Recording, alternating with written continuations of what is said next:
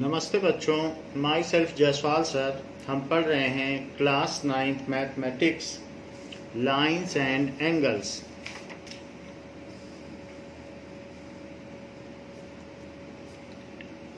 Lines and angles. Now let us see some basic terms regarding this. What is line? So line is if a group of points lies evenly on it, then and it infinitely extends on both sides, then it is called a line. If a group of points lies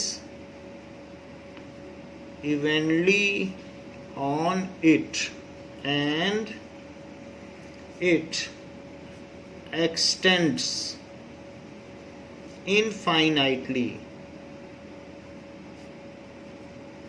on both sides, then it is called a line. जैसे कि बहुत सारे point हों और वो एक साथ हों, जैसे कंप्यूटर में लाइन बनती है तो डॉट डॉट डॉट करके बनती है, लेकिन और भी क्लोजर होती है और वो इवनली होती है, कोई भी पॉइंट ऊपर या नीचे नहीं होता है।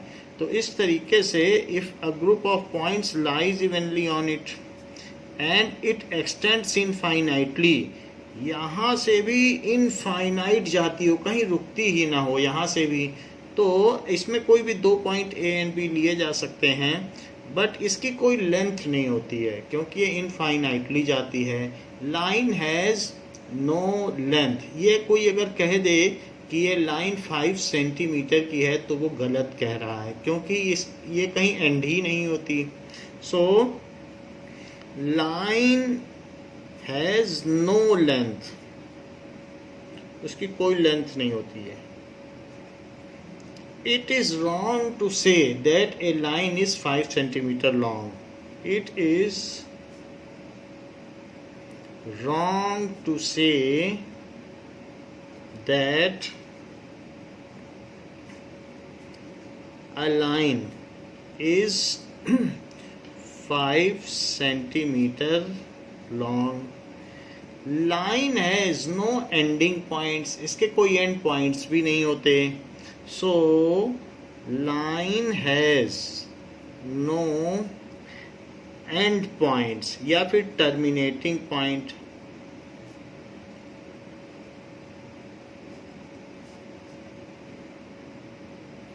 तो इस तरीके से इसके कोई terminating points नहीं हो सकते हैं। और it is represented by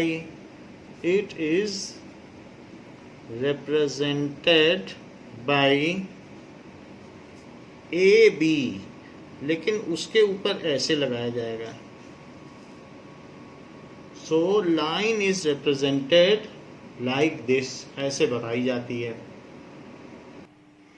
अब देखिए, this is line and next is ray. Ray क्या होती है? So if any line starts from one point but it has no ending points, however it moves endlessly to other points. If a line starts, कोई भी इस तरीके से हो, starts from one point, however moves endlessly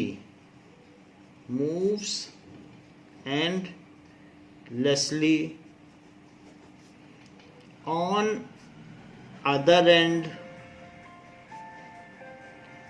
तो दूसरी तरफ पे वो endlessly मूव करे। सो ऐसे केस में ये कहा जाएगा कि on other end, then it is a ray.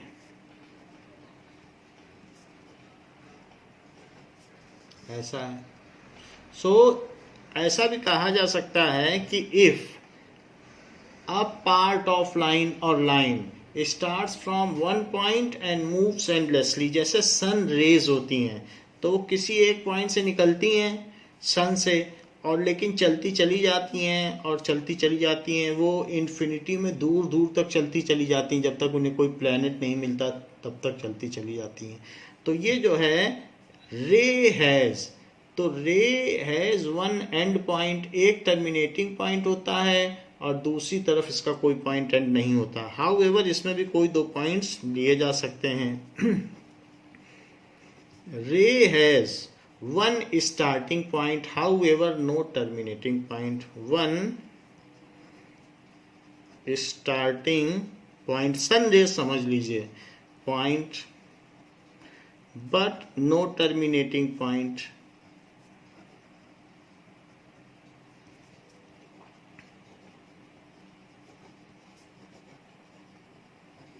रे हैज नो लेंथ, इसकी कोई लेंथ नहीं होती। रे हैज नो लेंथ,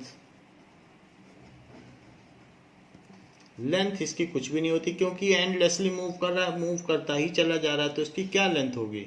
तो इस इट इज रिप्रेजेंटेड बाय, ये भी कहना गलत होगा कि रे इज 5 सेंटीमीटर लॉन्ग, ये गलत है।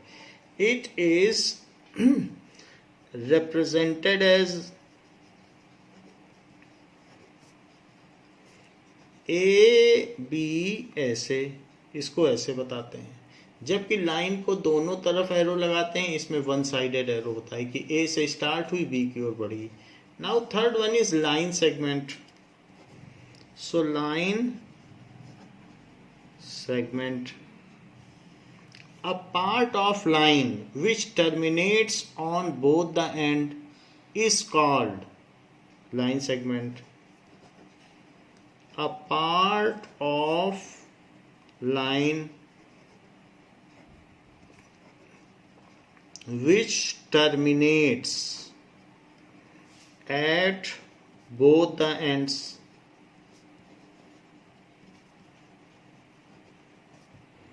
is called line segment.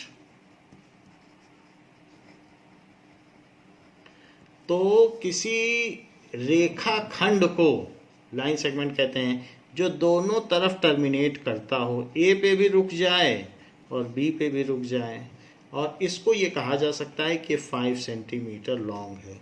So line segment has length. Line segment has two endpoints. Line segment has two end लिख दें तो terminating भी बोला जा सकता है। terminating points, इसके two terminating points हैं, and it has length. It has some length, इसकी कुछ ना कुछ लेंथ होगी।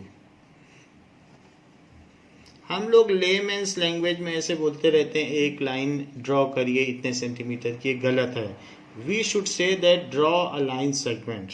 सो इट हैज सम लेंथ, इसकी कुछ लेंथ होगी, and it is represented by, it is represented bye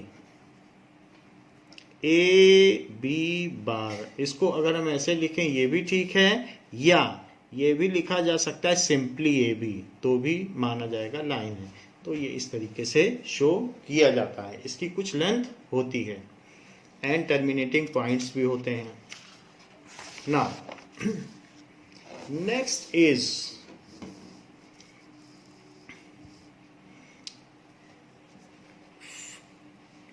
with given 2 points, a shortest path is called the line segment. So the shortest path with 2 between 2 given points, the shortest path between 2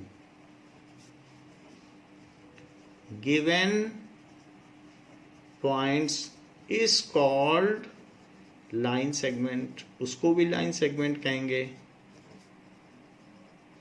जैसे कि अगर ये 2 points दिए हैं तो यहाँ तक जाने का ये भी तरीका हो सकता है, ये भी तरीका हो सकता है, और आपके मन में और कुछ हो तो ये भी तरीका हो सकता है, but this is the shortest path, this is the shortest path. तो ए और बी के बीच का जो शॉर्टेस्ट पाथ है उसको लाइन सेगमेंट कहा जाएगा।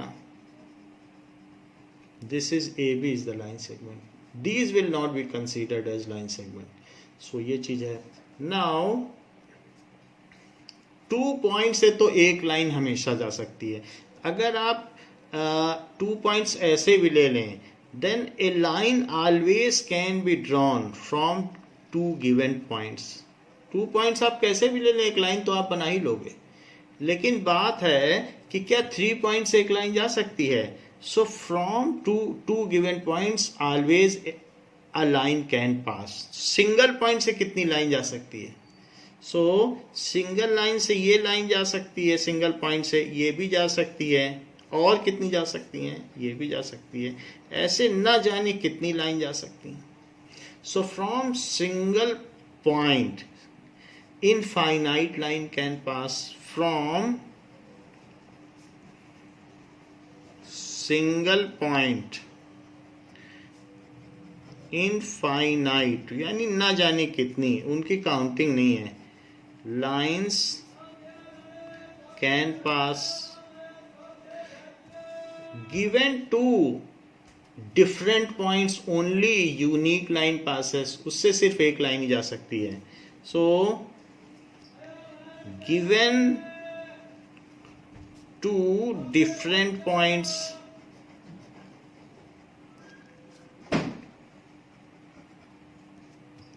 ओनली वन लाइन, जो कि यूनिक होगी, एक ही होगी, दूसरी कोई नहीं हो सकती, वन लाइन कैन पास। जैसे कि अगर ऐसा आपको कोई दे दे कि ये दीज आर 2 पॉइंट्स, तो कितनी लाइन ड्रॉ कर सकते हैं? You have option to draw only a single line. 2 points दिए गए हैं, डिफरेंट पॉइंट्स, तो सिंगल लाइन कैन पास हो सकता है। So if 3 points are given, then they may lie on a line or may not lie on a line. If 3 different points are given, then they may lie on a line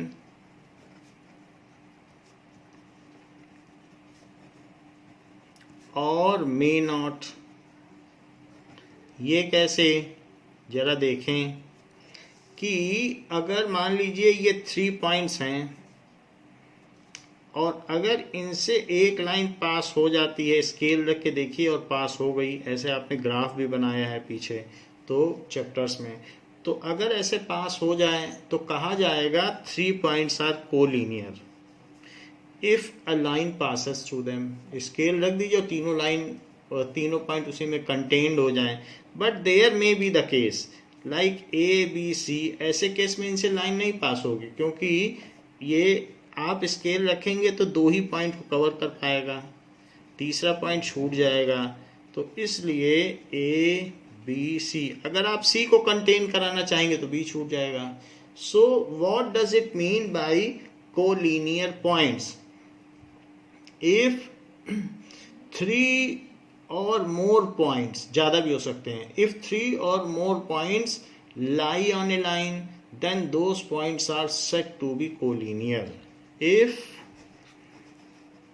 3 or more points lie on a line, then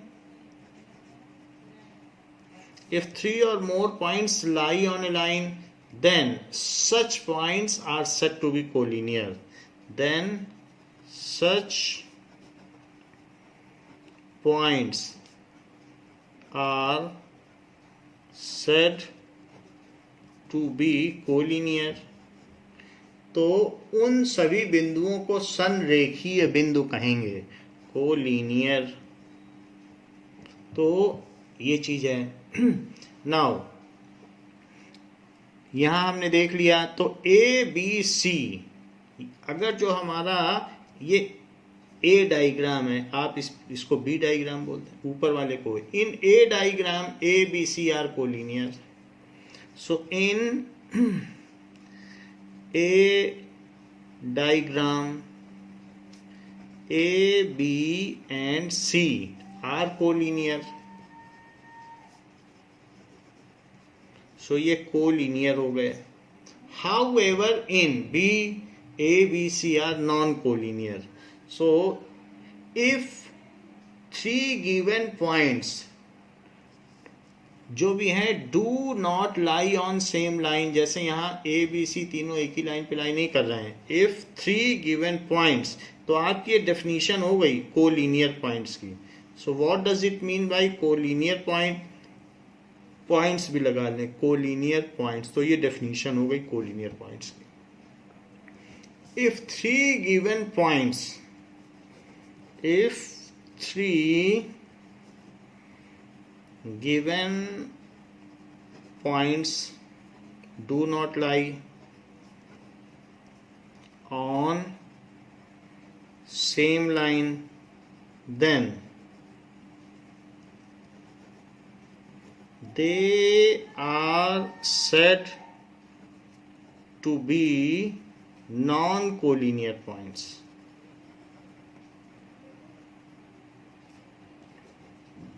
तो ऐसे point को non collinear points कहेंगे। In figure B A B and C are non collinear points. In figure B A B and C are non collinear points.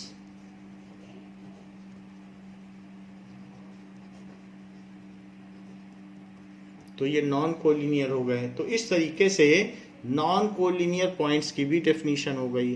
तो रे की definition देख ली आपने, line की डेफिनेशन देख ली, लाइन सेगमेंट की डेफिनेशन देख ली, रेखा की, रेखाखंड की, किरण की, संरेखीय बिंदु की, असंरेखीय बिंदु की, सभी की डेफिनेशन आपने देख ली। Now we will see the angle. What does it mean by angle? The inclination between two rays is called angle.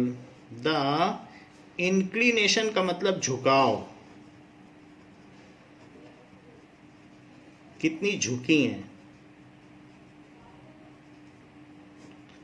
between two rays is called angle.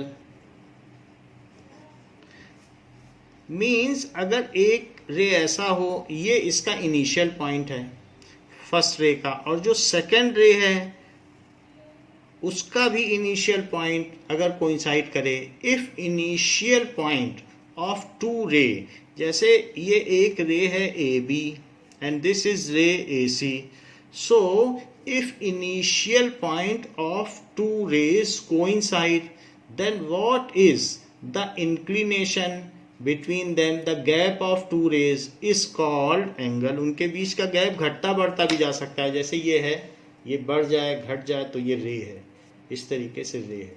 सो इस तरीके से ये रे रोटेट भी कर सकती और ऊपर भी चली जाए, तो फिर इसका इंक्लिनेशन बढ़ जाएगा। मान लीजिए इस यही रे है, अब वो सी रोटेट करके यहाँ पहुँच जाए, तो आप कहेंगे अब इसका इंक्लिनेशन ये हो गया, अब ये एंगल हो गया। तो अगर मान लें ये सी है, थोड़ा सा फॉल कर जाए, यहाँ चली आए, तो आप कहेंगे इसका एंगल कम हो गया। तो जो गैप होता है इनके बीच का वो एंगल है। तो सी पास में भी आ सकती है, दूर भी जा सकती है, पूरा भी रोटेट कर सकती है। तो जो भी इनके बीच का गैप होगा उस गैप को कहेंगे that is called angle. So if initial point of two rays coincide, coincide का मतलब एक ही पॉइंट पे हो, if initial points of two ray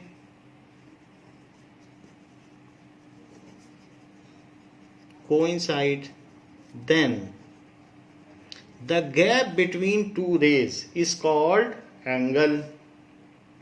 So the gap between two rays is called angle. उसको एंगल कहेंगे.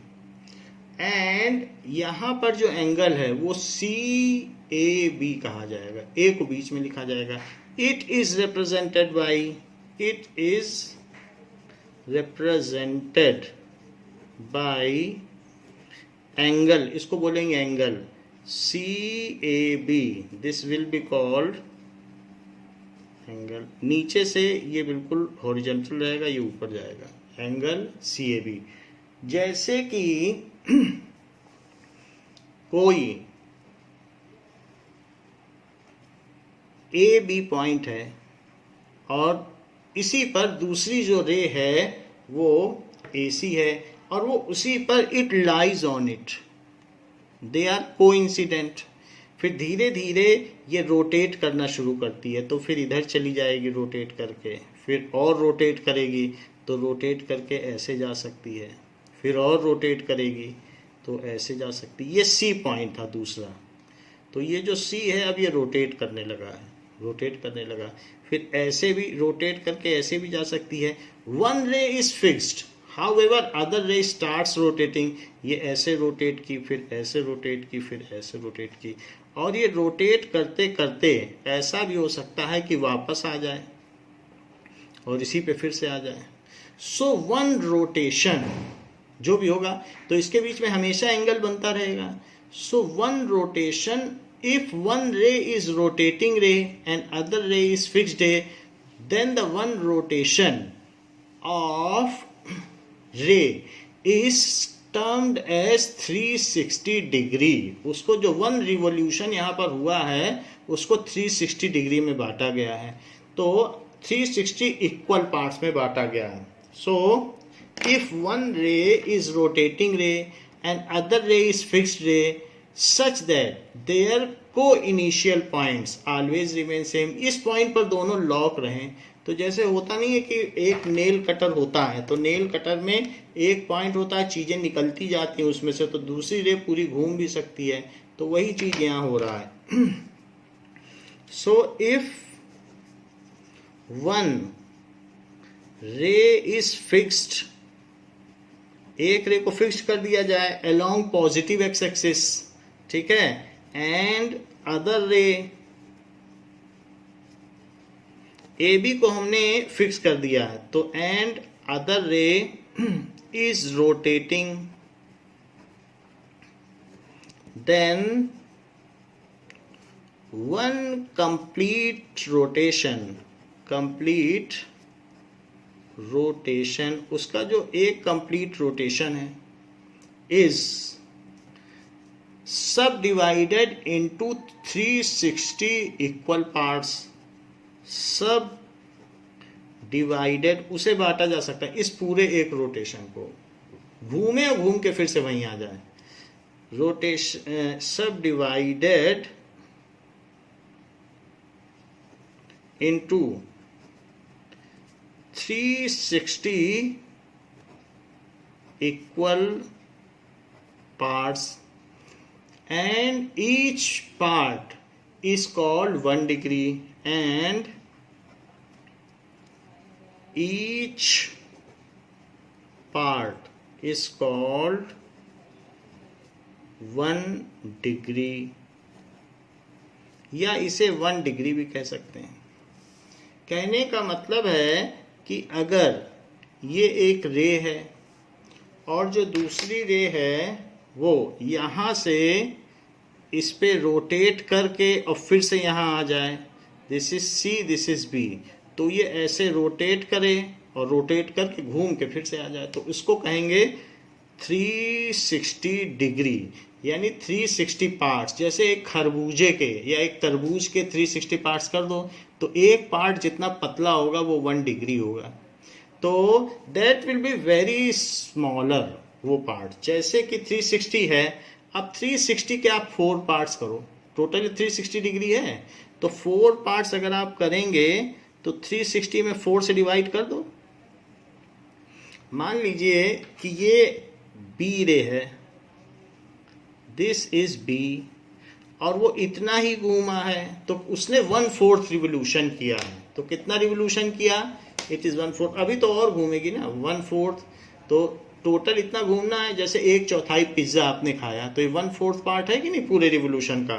सो अभी तो इतना ही घूमा है, इतना भी घूमेगी, इतना बाकी है, तो 1/4 रिवोल्यूशन किया।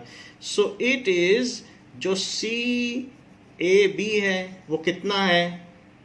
एंगल सी ए बी, आप इसे सी ए बी भी लिख सकते हैं और बी ए सी भी लिख सकते हैं। बात है कि बीच में क्या होना चाहिए? बीच में होना चाहिए ए, जिस पर एंगल बन रहा है, जो कोई इनिशियल पॉइंट है। So it is 1/4 times of 1 revolution. ठीक है, तो इस तरीके से अगर उसने एक बार रिवॉल्व किया है, सो या 1 रोटेशन भी कह सकते हैं। सो 1 रोटेशन किया है, तो 1 रोटेशन पूरे को हमने कितना कहा था?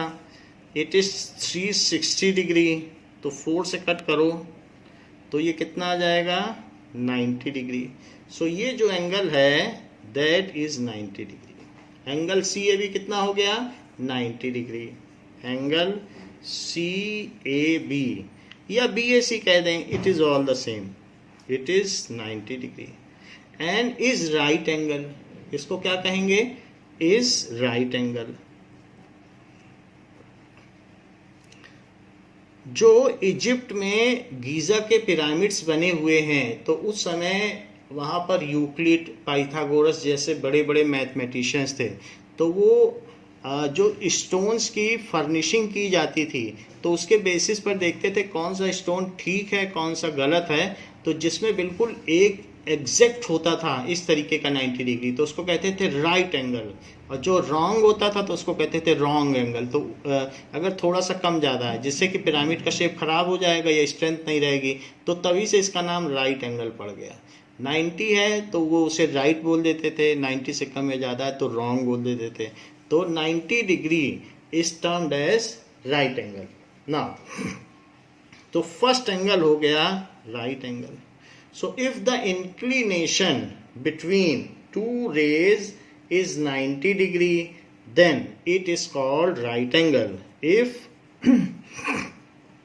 the inclination यानी झुकाव, inclination between two rays is 90 degree, it is called right angle. तो ये पहली डेफिनेशन हो गई कि राइट एंगल क्या होता है। जैसे कि हम ये बात देखते हैं कि ऐसे ये जो पीसा की मीनार है, तो वो धीरे धीरे अभी क्या हो रही है, झुकती जा रही है। तो इसके बीच में भी एक एंगल बन रहा है एंड अल्टीमेटली वो गिर जाएगी, तो ये एक एंगल बना रही है। Ultimately it will fall down. So now angle is getting lesser and lesser, ये चीज़ है। सो ये है राइट एंगल। अब हम देखें, if the angle between two rays is less than 90 degree, then it is called acute angle. जैसे कि मान लीजिए 90 से कम हो, ये ग्रो करेगा तभी तो 90 पहुंचेगा, लेकिन अभी तक इतना ग्रो ना किया हो, तो उस केस में 90 से कम हो जाए, क्योंकि कम है, यहाँ तक जाएगा तब 90 होगा, और आगे बढ़ जाएगा तो एक एक डिग्री बढ़ता जाएगा, धीरे धीरे कभी ना कभी 360 भी हो जाएगा। तो यहाँ तक 90 है, लेकिन कम करते जाओगे तो 90 से कम हो जाएगा, क्योंकि ये टोटल पार्ट्स 360 पार्ट्स में डिवाइडेड है। सो इफ जो एंगल है इस एंगल को, if angle is less than 90 degree, so 0 से बड़ा हो और 90 से कम हो, सो इफ द एंगल, या ये कह सकते हैं कि एंगल बिटवीन टू रेज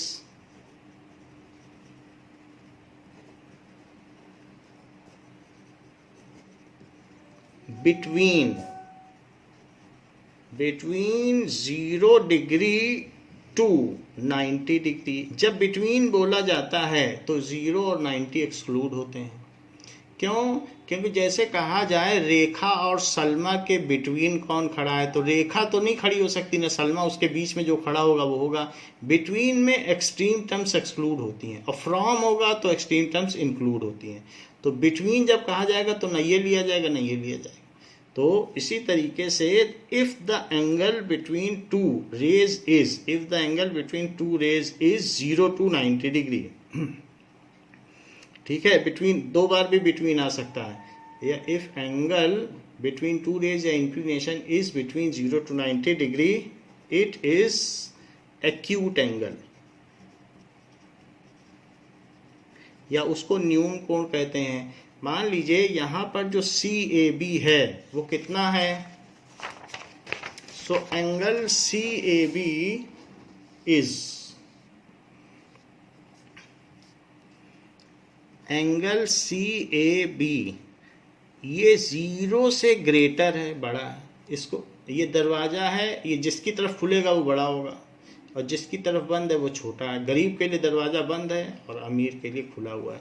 और इसी तरीके से 90 डिग्री, इसे डिग्री कहते हैं जो ऊपर लगा है। सो 90 से स्मॉलर, अब देखो 90 है, 90 बड़ा है, ये छोटा है, सो this is smaller. So CAB lies between 0 and 90 degree, hence it is acute angle. Angle CAB lies between 0 and 0 degree and 90 degree, so it is acute angle. इसको कहेंगे CAB is greater then 0 degree and lesser than, तो greater than, क्योंकि उसकी ओर दरवाज़ा खुला है तो CAB जो है वो ग्रेटर है और इससे इसकी ओर दरवाज़ा बंद है तो लेसर है। सो इस साइन को कहेंगे ग्रेटर देन, जिसके लिए खुला है। तो CAB is greater then 0 degree and CAB is less than 90 degree. इसको पढ़ा ऐसे जाएगा, angle CAB is greater then, किससे ग्रेटर है, greater than 0 degree and less than 90 degree, and less than, इसे लेस देन पढ़ा जाएगा, less than 90 degree.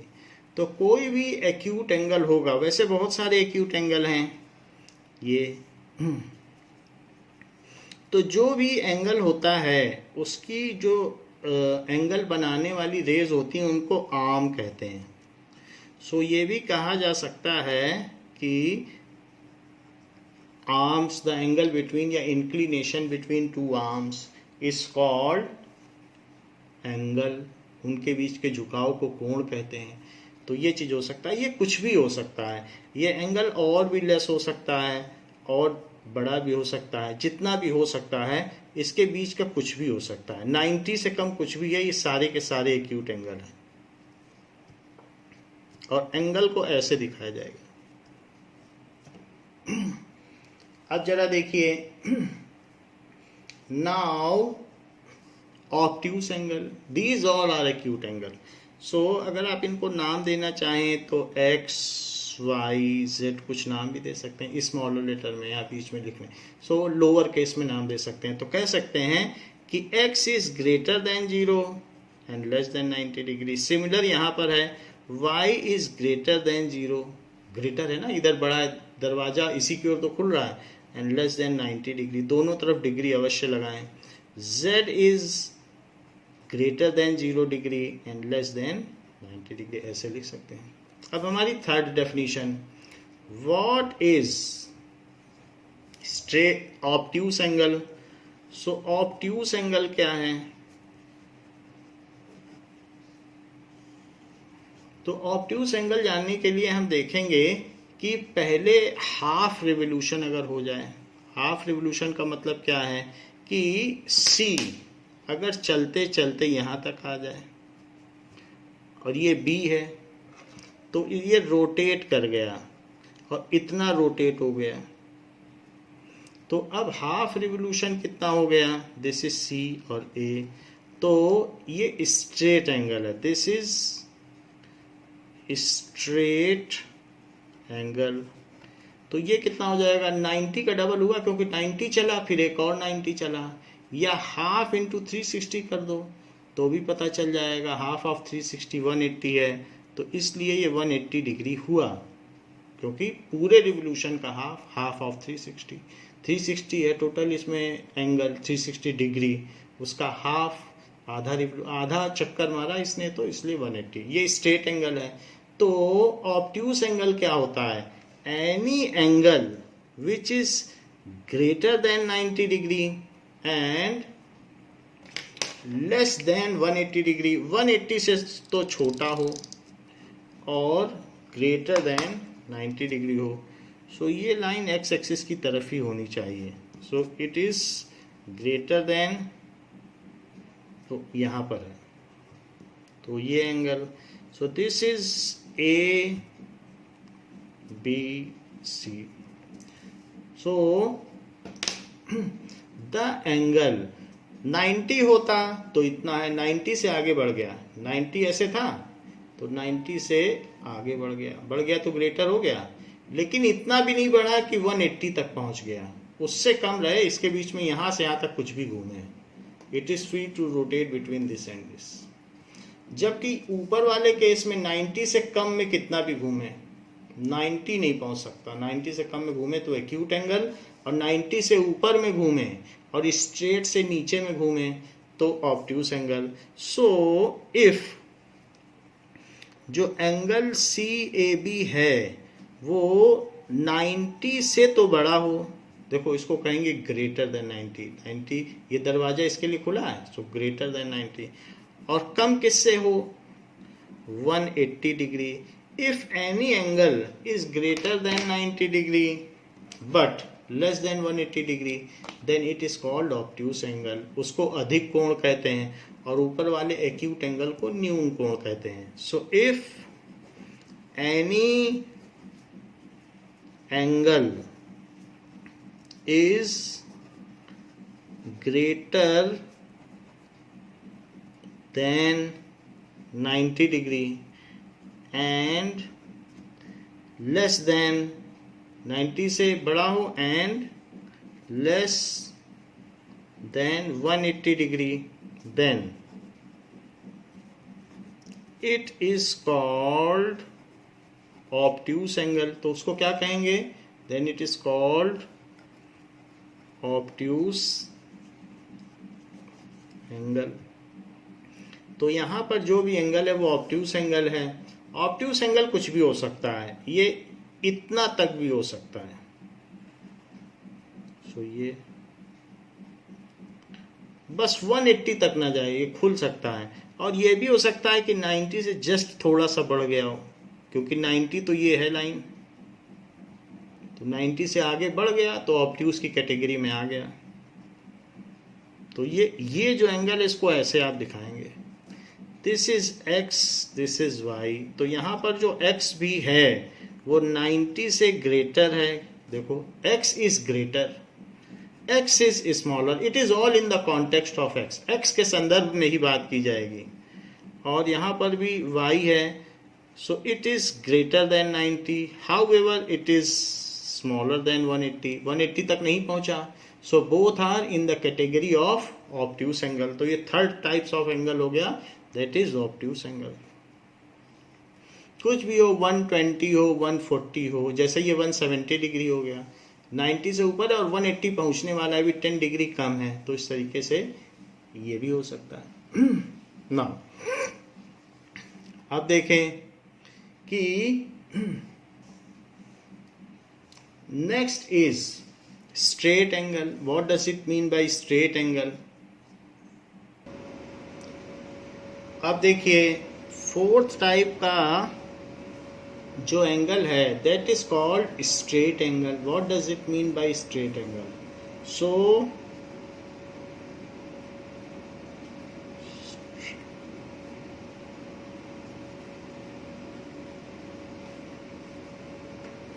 if angle between two arms, ये दोनों आर्म्स कहलाएंगे, two arms of rays या arms of two rays, यही दोनों तो आर्म्स हैं, is 180 डिग्री या two right angle 90 degree. One right angle होता है तो 90 का डबल है. So if angle between arms of two rays is 180 degree, अगर ये 180 डिग्री हो, या फिर इसे कह सकते हैं कि two right angle, 2 into 90 degree, two right angle ऐसा हो, then it is called straight angle. तो उसको क्या कहेंगे? Straight angle. Then it is called straight angle. जैसे कि ऊपर हम लोगों ने देख लिया था, half revolution is making the straight angle. So half revolution of one ray on other forms straight angle. half revolution of one ray on other makes straight angle.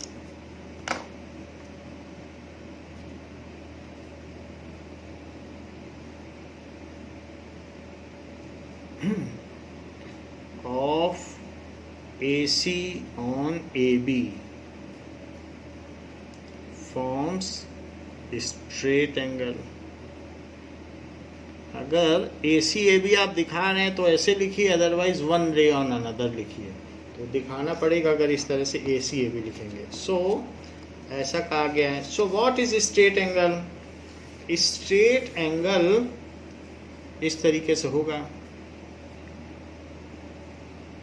This is A B रे. तो A B रे में arrow दिखाइए, क्योंकि रे वो होती है जिसका कोई एंड नहीं होता. और यहाँ पर ये ए सी है जो कि इनिशियली यहाँ से स्टार्ट हुई और रोटेट कर गई. तो ये रोटेट कितना कर गई? 180 डिग्री. क्योंकि इतना करती 1/4 तो 90 होता. Half of revolution that is equals to, ये जो भी एंगल है, angle C A B is half of one revolution या one rotation. So it is half of 360 degree. So 2 से कट करिए, 2 1 जा 2, 2 8 जा 16 और 0. तो it is 180 degree is straight angle. तो ये क्या हो गया? is straight angle. अब देखिए नेक्स्ट पार्ट है रिफ्लेक्स एंगल.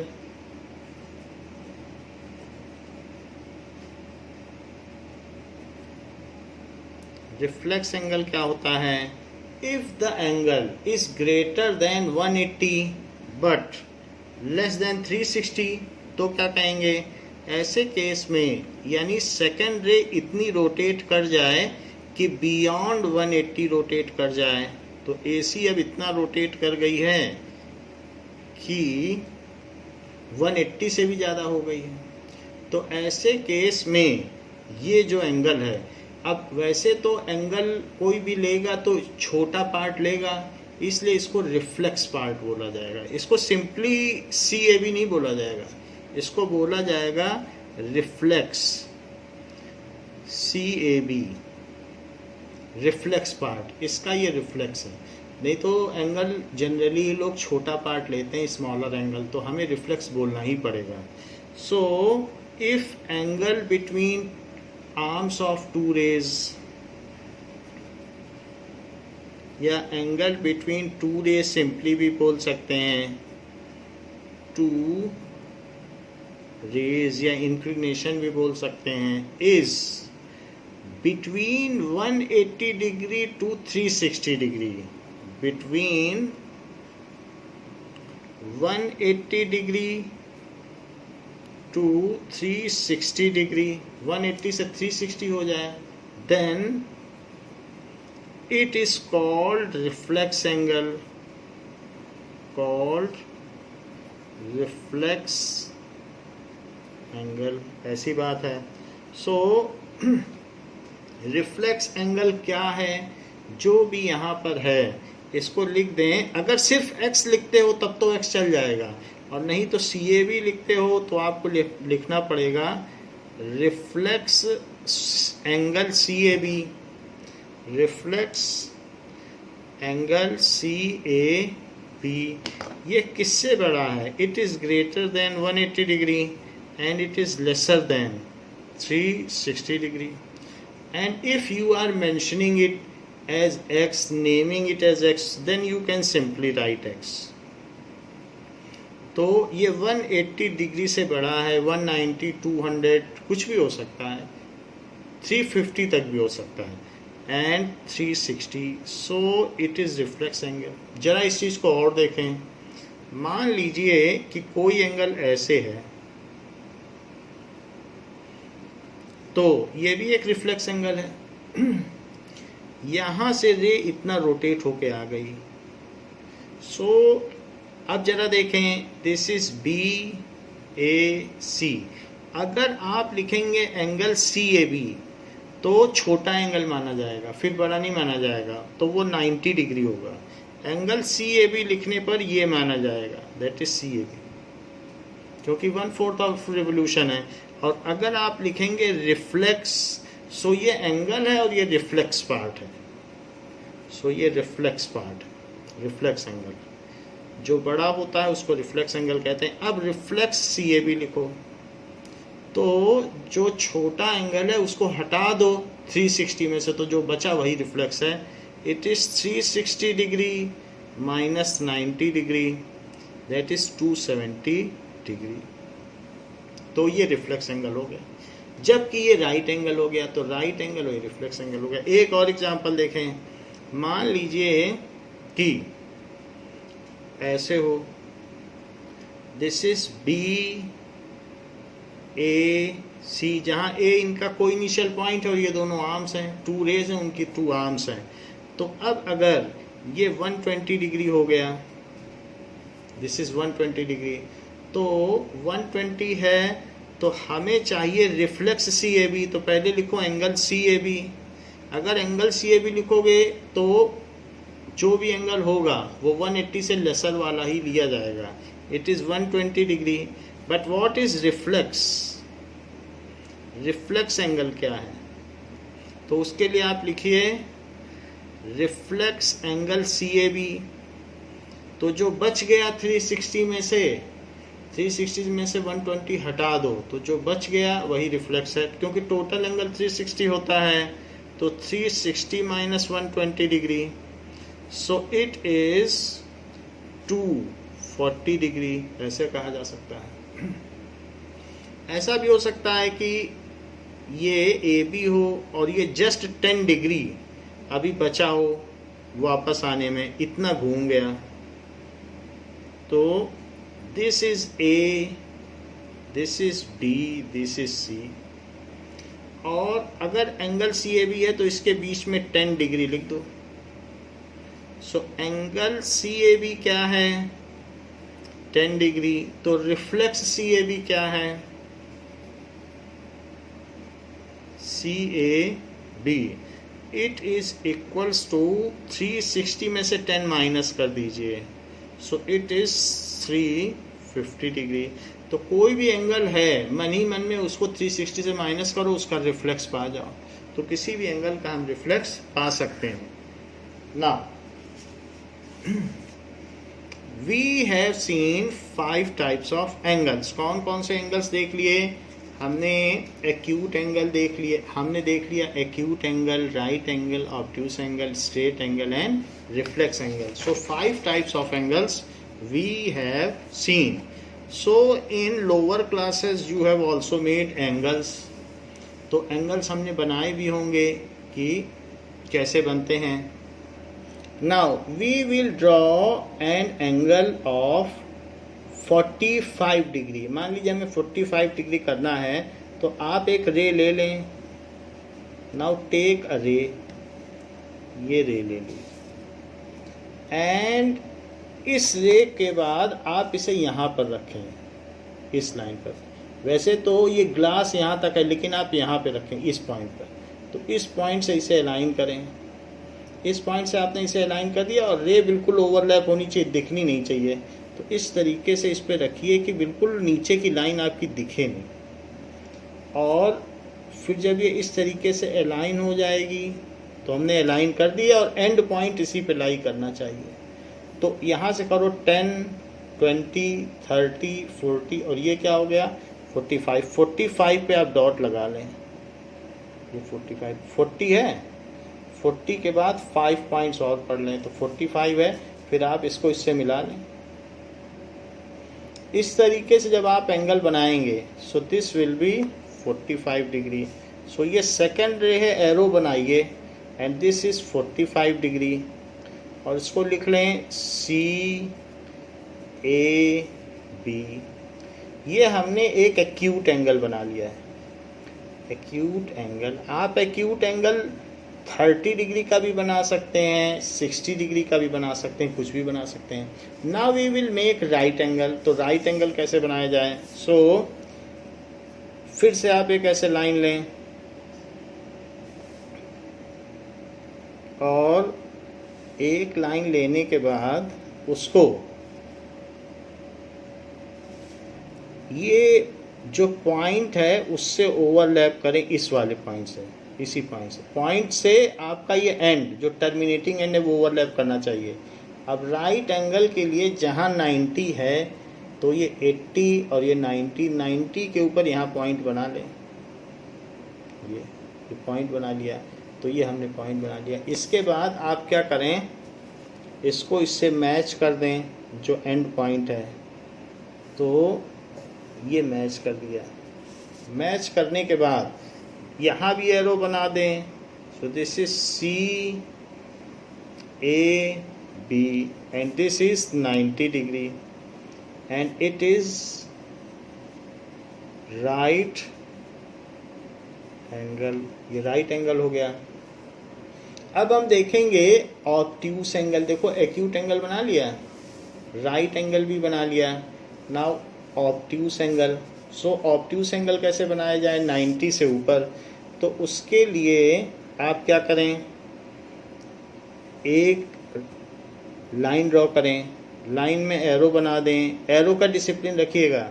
और ये जो पॉइंट है इसको यहाँ से मैच करें. एंड पॉइंट हमेशा यहाँ होना चाहिए, नहीं तो बात गलत हो जाएगी. आप सोचें ओवरलैप कर लें और एंड पॉइंट यहाँ ना हो तो सब गलत हो जाएगा. तो एंड पॉइंट यहाँ पे ही होना चाहिए. फिर इसके बाद आप 90 से आगे बढ़ जाएं. दिस इज़ 90, 100, 90 के बाद ये देखो 80, 90, फिर 100, 110, 120, जितना भी बनाना चाहें. 120 बना लेते हैं. तो 120 के लिए यहाँ पे एक मार्क बना लें. 120 का मार्क हो गया. एंड इसके बाद आप इसको मैच कर दें. तो मैच करने से ये हमने मैच कर दिया. एंड पॉइंट पे ही मैच करना है. This is CAB. So this is 120 degree. और ये क्या हो गया, it is obtuse angle. Obtuse क्यों हो गया? 90 से ज़्यादा है और किससे कम है? It is greater than 90 and less than 180. आप स्ट्रेट एंगल भी बना सकते हैं. स्ट्रेट एंगल के लिए तो कोई कंस्ट्रेंट नहीं है, आपको सिंपली एक लाइन ड्रॉ करनी है. तो आप एक लाइन ड्रॉ कर लें और चेक भी कर लें. तो आपने एक लाइन ड्रॉ करी, फिर इसको इसी पे रख लीजिए और चेक कर लीजिए ये वाली लाइन पे. तो आप देखेंगे कि ये 180 है, 170 और उसके बाद 180. तो आ गया 180 कि नहीं? तो 180 है, स्ट्रेट लाइन 180 होती है। सो इसलिए यहाँ पर लिख दें 180 degree, this is straight angle.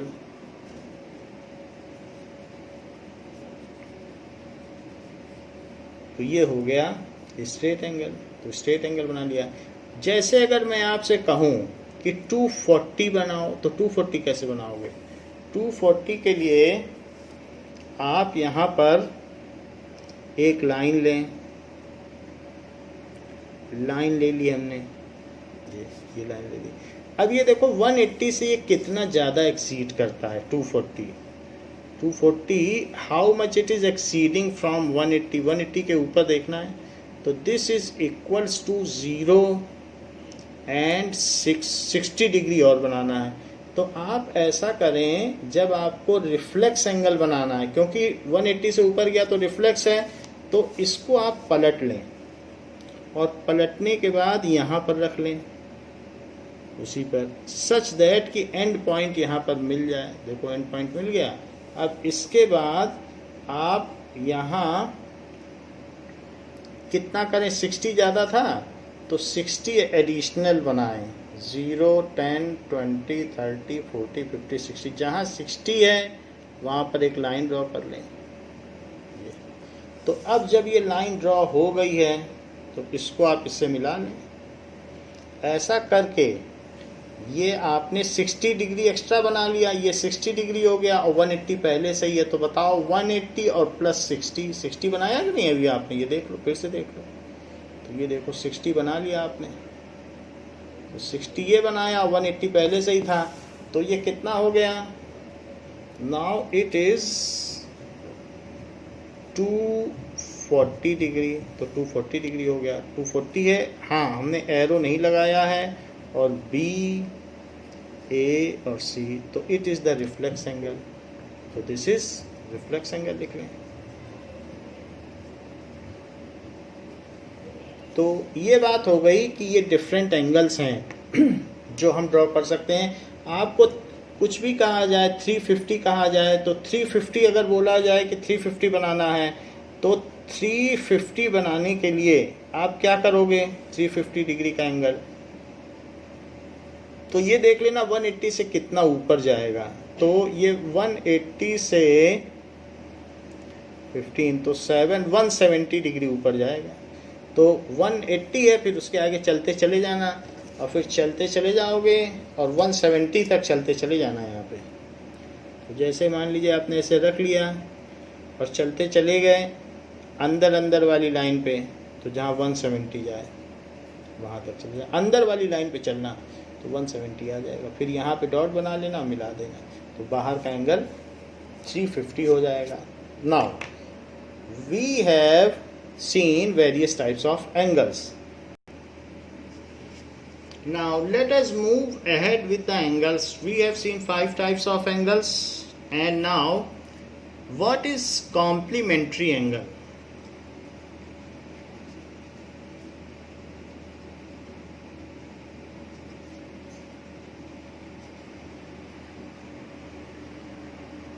If sum of two angles is 90 degree, then they are said to be complementary of each other. If sum of any two angles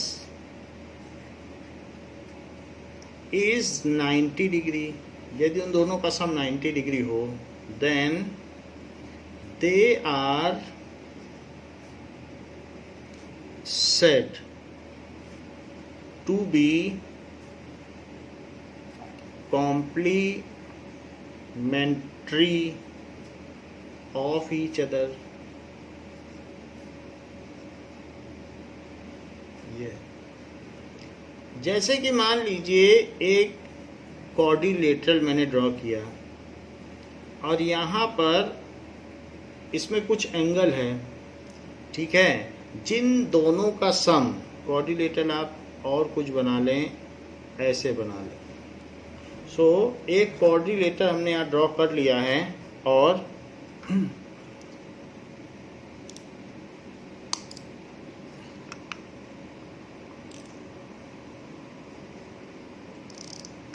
अब देखिए इन दोनों एंगल्स का सम, ये x है और ये y है, और इफ x plus y is 90 then they are complementary to each other. ये जरूरी नहीं है कि वो एडजेसेंट ही हों।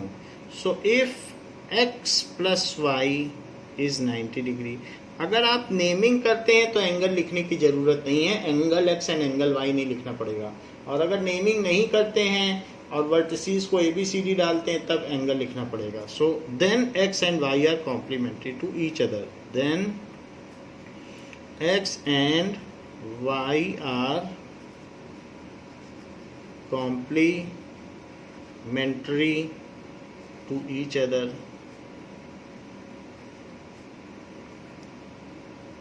ये है, मान लीजिए इफ क्वेश्चन दिया गया है x and y are complementary angles and x is equals to 20 degree, then find y। तो y का पता करने को कहा गया है, तो कैसे पता करें? हम जानते हैं कि जो कॉम्प्लीमेंट्री एंगल्स होते हैं उनका सम 90 डिग्री होता है और x 20 डिग्री गिवन है, तो हम इससे y निकाल सकते हैं। सो y कितना हो जाएगा? 90 डिग्री माइनस 20 डिग्री, जो कि 70 डिग्री हो जाएगा। तो 20 डिग्री का कॉम्प्लीमेंट्री 70 है। मन में सोच लो कि 20 में कितना जोड़ा जाए कि 90 आ जाए। तो इसी तरीके से complementary angle of 10 degree is 80 degree, तो ऐसा उसका पेयर लिखोगे दोनों का सम 90 आ जाए। Complementary angle of 30 degree is 60 degree, इन दोनों का सम कितना आना चाहिए? 90 आना चाहिए। 30 का 60 है। Complementary angle of 45 degree is 45, इन दोनों का सम देख लीजिए 90 है। And complementary angle of 90 degree is 0 degree, क्योंकि 90 डिग्री में कुछ और अब जोड़ने की जरूरत नहीं है। So these are the complementary angles. Now we will see supplementary angles. Supplementary angles.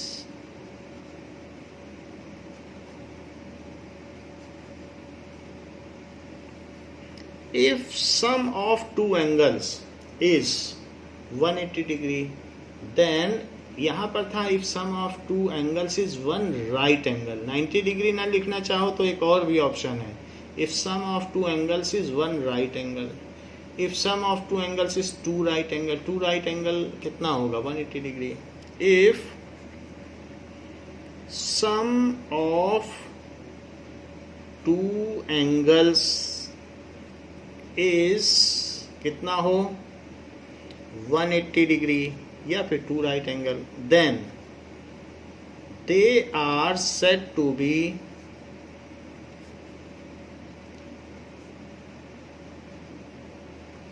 supplementary angle।